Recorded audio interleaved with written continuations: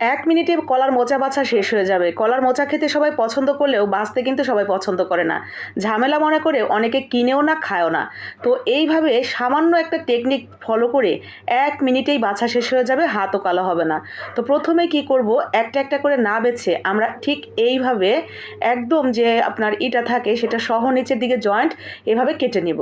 তো সবগুলো এভাবে কেটে নিব, একদম ভেতরের যেটুকু নরম অংশ সেটা বাদ দিয়ে।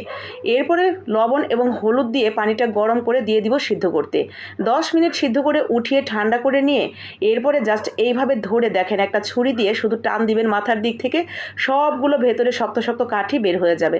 দেখলেন তো কত সহজে পরিষ্কার হয়ে গেল। এরপরে আপনার পছন্দ মতো কেটে নেবেন কুচি কুচি করে, অথবা যদি বেটে বানাতে চান সেইভাবে। এরপরে মনের মাধুরী মিশিয়ে রান্না করে নেবেন। আমি একটু চিংড়ি মাছ দিয়ে রসুন, কাঁচামরিচ, একটু হলুদের গুঁড়া, লবণ দিয়ে সুন্দর করে ভাজা ভাজা করে নিয়েছি। আলহামদুলিল্লাহ, মাশাল্লাহ, এটা খেতে অনেক মজার।